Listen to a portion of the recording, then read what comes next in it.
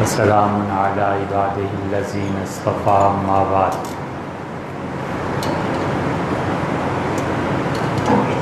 اللہ تعالیٰ نے وہبی طور پہ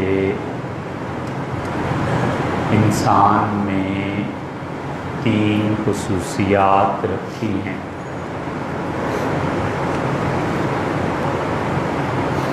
اور یہ باتیں انسان کو کسی نے سکھائی نہیں ہے، تعلیم نہیں دی ہے، بلکہ اس کی فطرت میں شروع سے موجود ہیں۔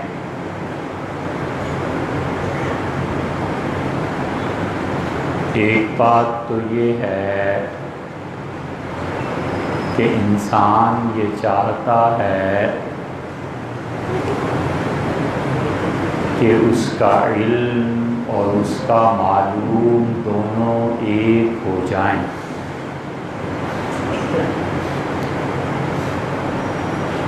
جو چیز وہ جانتا ہے اور جو چیز اب اس کے پاس ہے، یہ ہمیشہ اس فکر میں رہتا ہے کہ دونوں چیزیں یکساں قرار پائیں، اور علم اور معلوم کی اہمیت یہ دنیا میں نہیں ہوا کرتی،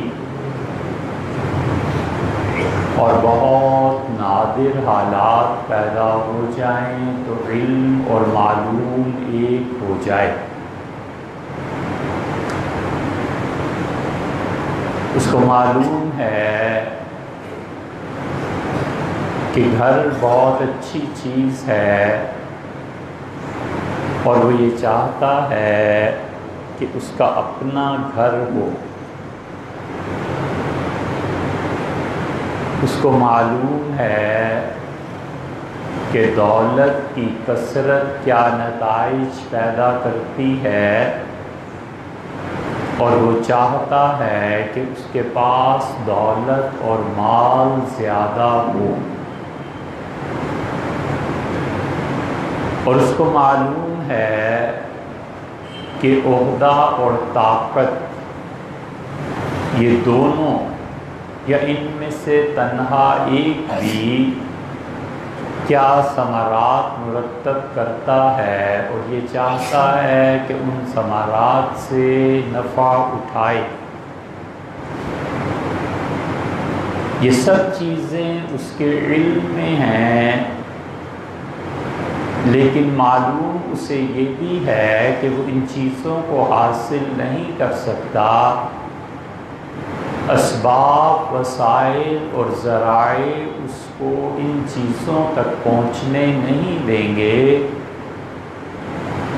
مگر اس کے باوجود اس کی تمنا ہے کہ علم اور معلوم میں عینیت پیدا ہو جائے، جو کچھ اس کے علم میں ہے وہ اس کا معلوم بن جائے۔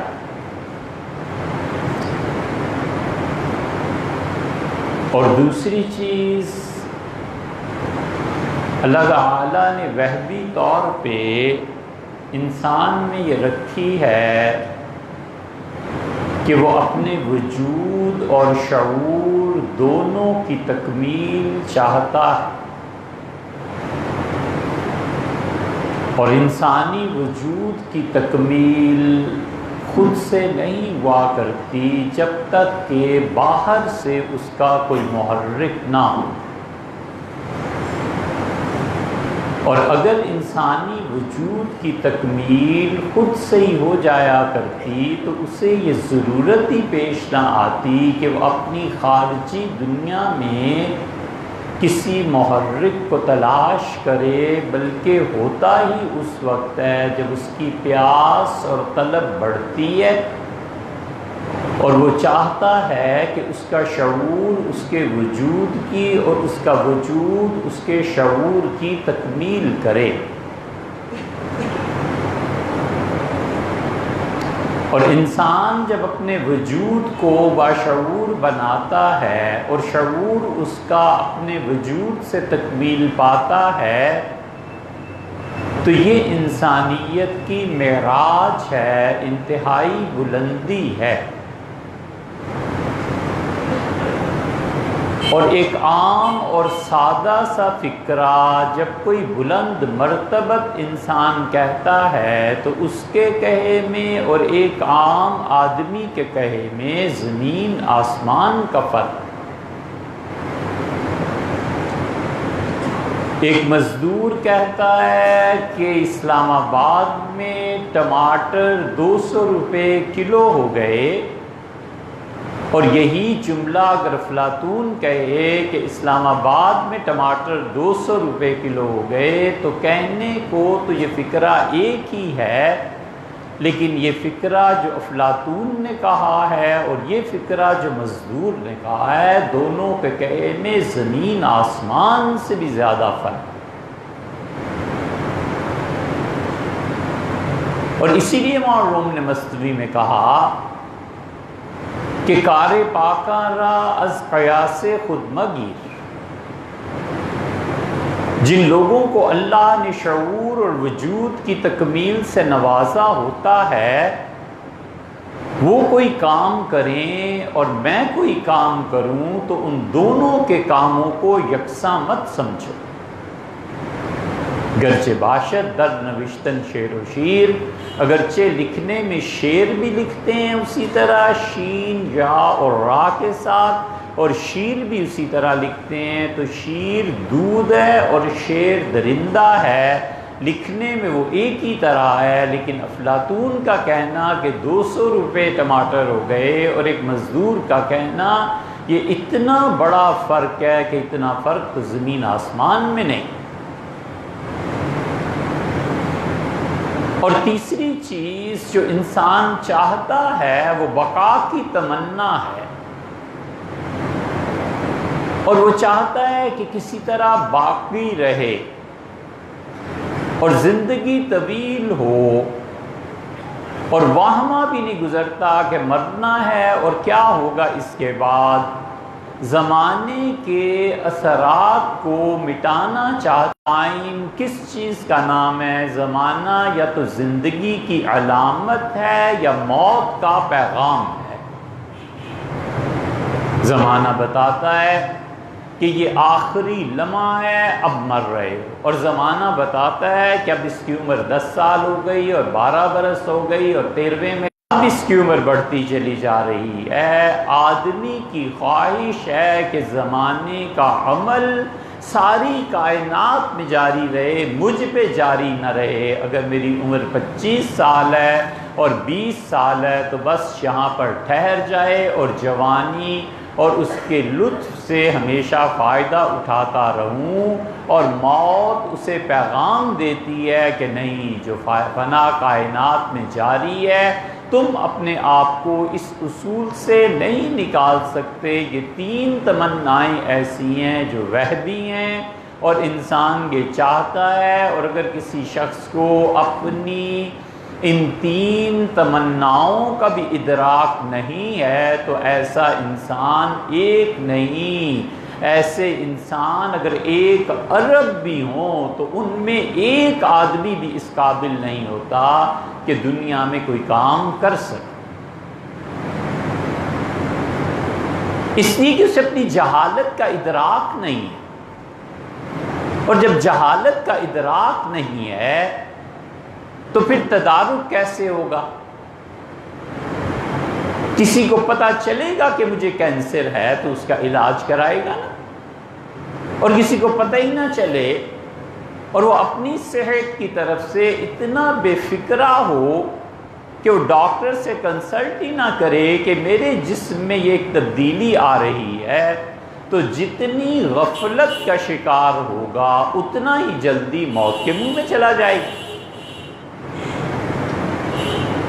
اس لیے قوموں میں جب تباہی آتی ہے اور سینکڑوں سال تک ان اربوں اور کھربوں افراد کی حالت نہیں بدلتی، تو اس کی بنیاد یہ ہے کہ ان کو اتنا بھی شعور نہیں ہوتا کہ ہم بیمار ہیں۔ نتیجہ یہ کہ مجموعی اعتبار سے جو موت تہذیبوں پر، ثقافتوں پر، اقوام پر، افراد کے مجموعے پر، زمین پہ بسنے والے کسی بغیر نظریے کے افراد پر طاری ہو جاتی۔ اسی لیے حضرت عمار بن یاسر رضی اللہ عنہ کی جو دعا کی بات چل رہی تھی، اس میں حضرت رسالت مآب صلی اللہ علیہ وسلم نے ان چیزوں کی تعلیم دی اور یہ بتایا کہ اخلاقیات کی بنیاد کیا چیز ہے۔ انسانی اخلاقیات کی بنیاد کبھی تو وہ ہوتی ہے جو اس کی تربیت میں شامل ہے، بلکہ یہ کہنا چاہیے کہ اس انسان کی فطرت میں شامل۔ کبھی یہ ہوتا ہے کہ انسانی اخلاقیات کی بنیاد اس تربیت میں شامل ہوتی ہے جو گھر والے اسے دیتے ہیں، کبھی انسانی اخلاقیات کی بنیاد اس سوسائٹی پہ ہوتی ہے جس میں وہ جنم لیتا ہے، اور کبھی انسانی اخلاقیات کی بنیاد اس علم پہ ہوتی ہے جو علم اس نے حاصل کیا ہے۔ دنیا میں خالص عقل کا وجود کہیں نہیں پایا جاتا۔ کانٹ نے، بہت بڑا فلاسفر تھا، اس بات کو لکھا، اور کانٹ سے پہلے اللہ نے جو شعور بخشا تھا ہمارے صوفیاء کرام رحمہم اللہ کو، حضرت مجدد الفسانی سرہندی رحمۃ اللہ علیہ نے ایک اضافے کے ساتھ اس جملے کو لکھا، اور حضرت نے تحریر فرمایا کہ خالص عقل اور کشف دونوں کا وجود دنیا میں نہیں پایا جاتا۔ خالص سچا خواب دنیا میں نہیں پایا جاتا، کچھ نہ کچھ خیالات کی آمیزش ہو جاتی۔ خالص کشف صوفیہ میں نہیں پایا جاتا، اور اب تو کشف ہی نہیں پایا جاتا۔ وجہ اس کی یہ ہے کہ کشف کا تعلق روح سے ہوتا ہے، اور جب آدمی آنکھوں کا غلط استعمال کرتا ہے تو روح اندھی ہو جاتی ہے۔ جتنا آنکھیں غلط استعمال کرے گا اتنی ہی بقدر اس کے روح اندھی ہو جائے گی۔ نتیجہ یہ کہ روح کو سچے خواب دکھائی نہیں دیں گے، روح کو مشاہدات دکھائی نہیں دیں گے۔ جتنا آنکھوں اور نظر میں ٹیڑھا پن پیدا ہوگا، جتنی نظر خدا کی نافرمان ہوگی، اتنی روح موت کی طرف جائے گی اور اندھی ہو جائے گی۔ اسی لیے حضرت رسالت مآب صلی اللہ علیہ وسلم نے فرمایا تھا کہ جب تم پہ مراد یہ تھی ان کی کہ ایسا زمانہ آ جائے کہ کوئی تمہاری رہنمائی کے لیے باقی نہ رہے، تو اصدقہم حدیثاً اصدقہم رؤیاً، تم میں سے جو آدمی جتنا سچا ہوگا اس کے خواب بھی اتنے ہی سچے ہوں۔ تو آدمی سچا نہ رہے اور آنکھوں کی سچائی زائل ہو جائے اور آنکھیں سچی نہ رہیں تو روح بھی کھوٹی ہو جائے گی، اور روح نے جو خواب دیکھنا تھا، اللہ نے جو رہنمائی کرنی تھی، خدا نے منظر سامنے رکھا، یوسف علیہ السلام کا حسن سامنے رکھا، اور اس کی روح اندھی تھی، دیکھ ہی نہیں سکی کہ کتنی بڑی چیز اللہ نے مجھے عنایت فرمائی۔ اسی لیے خدا کہتا ہے فَإِنَّهَا لَا تَعْمَى الْأَبْصَارُ، یہ آنکھوں کے اندھے نہیں ہیں، وَلَكِنْ تَعْمَى الْقُلُوبُ الَّتِي فِي الصُّدُورِ، ان کے دل اندھے ہیں جو سینوں میں۔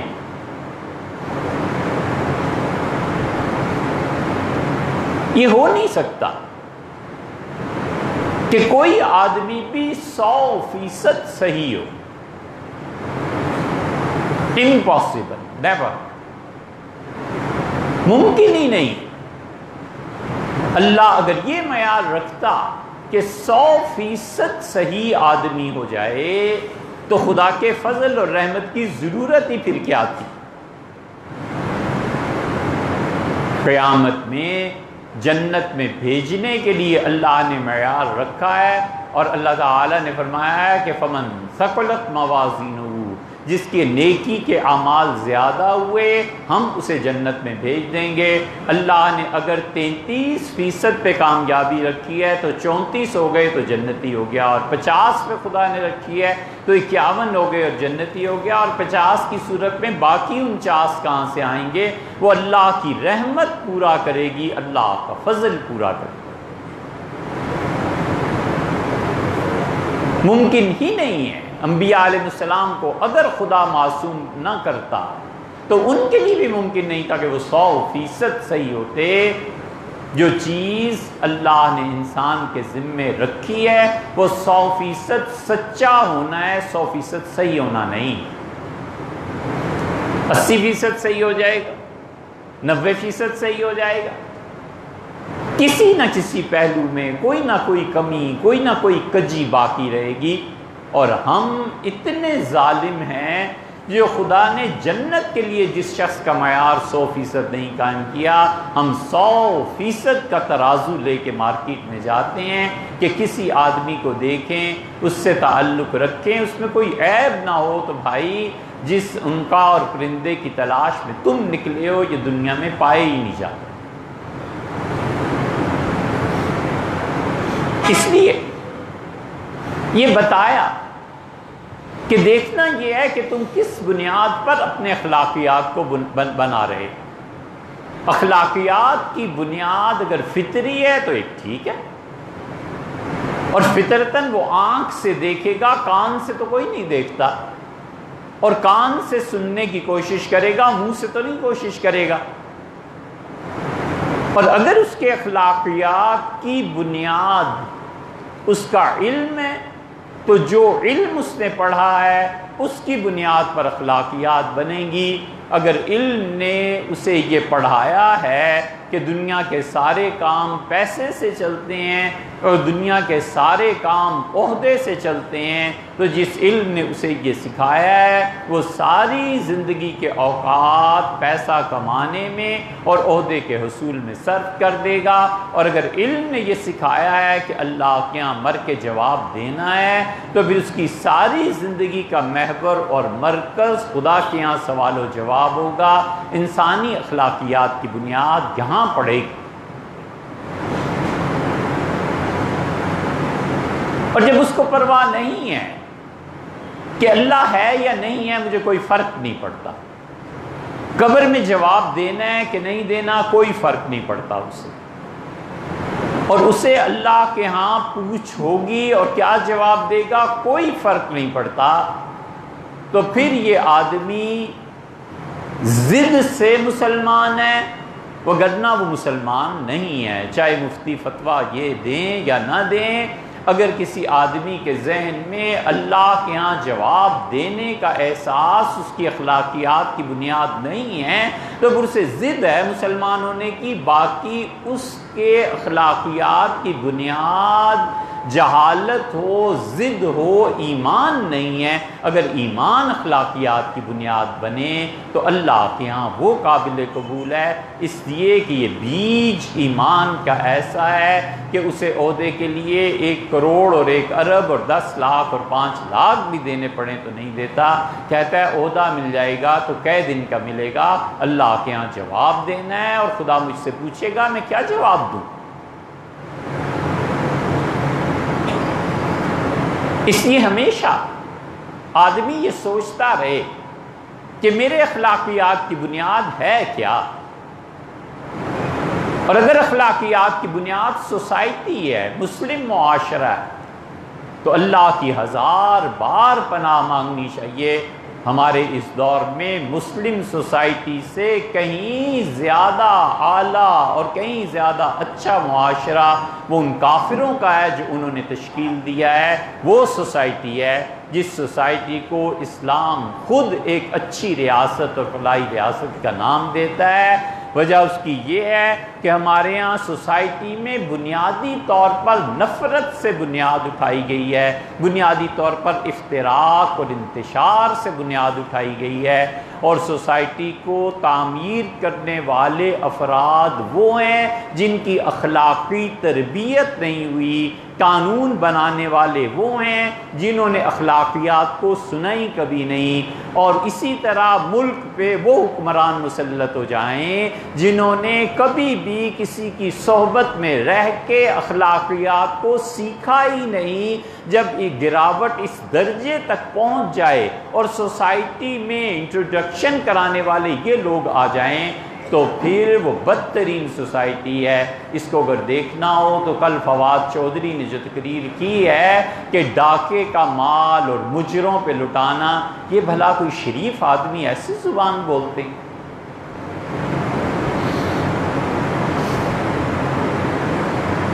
یہ جتنے اخلاقیات ہیں نا، اس کی بنیاد اگر ایمان ہو تو ایک ایک لفظ نپات اللہ زبان سے نکلتا ہے۔ اگر اخلاقیات کی بنیاد ایمان ہو تو سیدنا عمر رضی اللہ عنہ سے کسی نے کہا امیر المومنین آپ غصہ کر رہے ہیں، اللہ نے فرمایا خذ العفو، معاف کیجئے۔ سیدنا عمر رضی اللہ عنہ سے اسے کہا آپ اللہ کے بندے نہیں ہیں؟ زمین پہ بیٹھ کے مٹی پہ ہاتھ رکھ دیے اور فرمایا ایو عبد عابد منی، اللہ کی بندگی میں مجھ سے زیادہ سر جھکانے والا کون ہے دنیا میں؟ میں بالکل اللہ کا بندہ ہوں، تم نے صحیح کہا۔ ہر شخص کو چاہیے کہ میرے اخلاقیات، میں معاشرے میں جھوٹ اس لیے نہیں بول رہا کہ شرم آتی ہے، جھوٹ اس لیے نہیں بول رہا کہ پکڑا جاؤں گا، یا پھر جھوٹ اس لیے نہیں بول رہا کہ اللہ کے ہاں جواب دینا پڑے گا، خدا نے پوچھا تو کیا جواب دوں؟ اگر اس کی بنیاد افراد ہیں اور لوگ ہیں تو وہ خود ایک درجے کے شرک میں مبتلا ہے۔ جس جگہ اللہ کو ہونا چاہیے تھا افراد کو رکھا ہوا ہے، مفتی فتویٰ دے یا نہ دے، لیکن ایک درجے میں یہ شرک میں مبتلا ہیں۔ اور جتنے یہ ایماندار اور مومن کہلاتے ہیں نا، یہ دو چیزوں میں اللہ کے شرک کے بغیر نہیں ٹھہرتے۔ محبتوں میں شرک کرتے ہیں، محبت اللہ کا حق ہے اور محبت اللہ کا حق تھا۔ اللہ نے فرمایا والذین آمنوا، اور جو ایمان والے ہیں، اشد حبا للہ، ان کو اللہ سے بہت شدید محبت ہوتی ہے۔ اللہ کی محبت تقاضا کرتی ہے کہ پیسے نہیں لینے، رشوت نہیں لینی، اولاد تقاضا کرتی ہے کہ رشوت لو۔ اب دیکھیے کس کی محبت غالب آتی ہے؟ اللہ کی محبت کہتی ہے اٹھو اور جاؤ نماز کے لیے، اور وہ نیند کا تقاضا یہ ہے کہ اب سو جاؤ۔ اب پتہ چلے گا کہ محبت کا امتحان کدھر کو ہے، ادھر کو یا ادھر کو۔ ایک مومن سے مومن انسان محبت کے میدان میں اپنی وفا کو ہار دیتا ہے، اور ایک اللہ نے فرمایا ولا یشرک فی حکمی احدا، اور اللہ کے حکم میں کسی کو شریک نہ کرنا۔ ہم سب کے سب انگریزی قانون کے تحت زندگیاں بسر کر رہے ہیں، سود کا نظام ہمارے ہاں جاری ہے، بینکنگ کے نظام میں ہم الجھے ہوئے ہیں، بیمے میں ہم پھنسے ہوئے ہیں۔ کس جگہ پر جا کر کہیں یہ چالان گاڑیوں کے اور اس کے جو بالکل غیر شرعی نظام ہے، اس میں ہم اٹکے ہوئے ہیں۔ یہ اللہ کے حکم میں شرک ہے، اللہ نے ان چیزوں کا حکم نہیں دیا۔ اس لیے آدمی سوچے کہ میری اخلاقیات کا سرچشمہ کیا ہے؟ سوسائٹی، جو تعلیم ہے وہ، ماں باپ کی تربیت، فطرت یا ایمان؟ اور اگر ایمان نہیں ہے نا اخلاقیات کی بنیاد، تو اللہ کے ہاں اس پہ پوچھ ہوگی۔ اللہ تعالیٰ سمجھنے کی توفیق۔